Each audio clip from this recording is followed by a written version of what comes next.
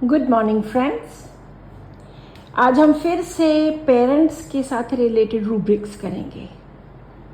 Parents माता पिता जिन्होंने जन्म दिया है, जिन्होंने पालन पोषण किया है, उनके बारे में रिलेटेड। हमारा आज का पहला रूब्रिक है डिल्यूजन के under. Delusion, loved by parents she is not. बच्ची को लगता है, लड़की को लगता है कि उसके पेरेंट्स, उसके माता पिता उसको प्यार नहीं करते। This is a delusion. Delusion patient की परसेप्शन होती है, जो सच भी हो सकते हैं, झूठ भी हो सकते हैं, लेकिन पेशेंट को ऐसा लगता है, उसकी ये इमेजिनेशन होती है। तो इस रूब्रिक में सिर्फ एक ही मेडिसिन है, that is sacrum. Next rubric है फियर के अंडर। फियर के अंडर हम दो रूब्रिक्स करेंगे। Fear, separation of parents from, इसको हम पढ़ेंगे fear of separation from parents. जुदा हो जाने का डर, अपने पेरेंट्स से, अपने माता पिता से अलग हो जाने का डर। Fear of separation from parents. बहुत बार हम बच्चों के इस तरह के सिम्टम्स देखते हैं जिन्हें बच्चों को डर लगता है, मम्मी आप मुझे कहीं छोड़ के तो नहीं चले जाओगे, मम्मी पापा कहीं वहीं तो नहीं रह जाएंगे। इस तरह की मैंने बच्चों की बातें सुनी हैं कि कहीं आप मर तो नहीं जाओगे, कहीं हम दोनों अलग तो नहीं हो जाएंगे। इस तरह से ये डर रहता है बच्चे के मन में कि कहीं मेरे पेरेंट्स मेरे से सेपरेट, जुदा ना हो जाए। तो यहाँ पर दो मेडिसिन्स हैं, लैक्टिक एसिड एंड पल्साटिला। एक और फियर के अंडर है, fear happen something will parents, child is afraid something bad will happen to his.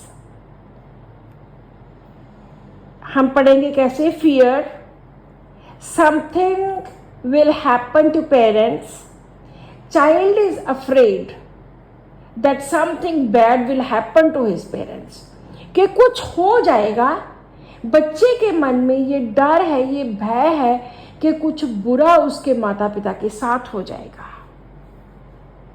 Fear happen something will, bad will happen, something bad, कुछ बुरा, कुछ अच्छा नहीं, बुरा हो जाएगा, अनिष्ट हो जाएगा। With his parents, to his parents, उसके माता पिता को। ये बच्चा सोचता है, छोटा सा।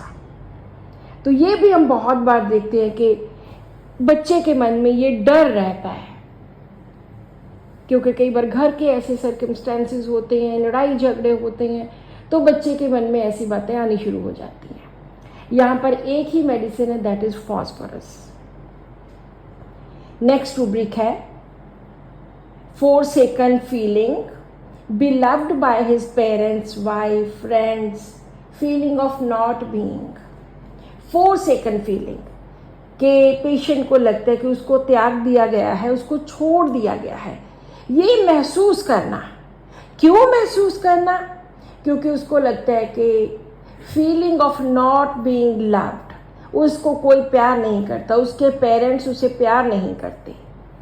और मरीजों में भी, यहाँ पे तो बच्चे हैं जिनको वो प्यार नहीं करते, और मरीजों में भी लाइक हस्बैंड को वाइफ के साथ, दोस्तों के साथ, और इस तरह से लोगों के साथ।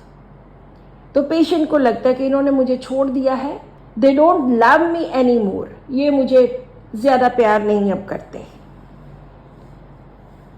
तो इस रूब्रिक में हमारे पास 17 मेडिसिन हैं। नेक्स्ट रूब्रिक है scratching with hands, face, parents office। तो ये हम पढ़ेंगे scratching with hands of his parents face।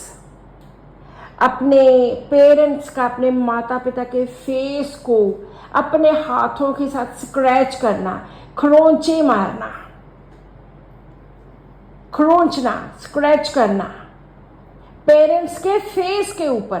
बहुत बार बच्चों में ऐसी चीज़ें देखने को मिलती हैं कि अपनी मदर के बाल नोच देने, फेस के ऊपर झरूटे मार देने, तो ये वही है।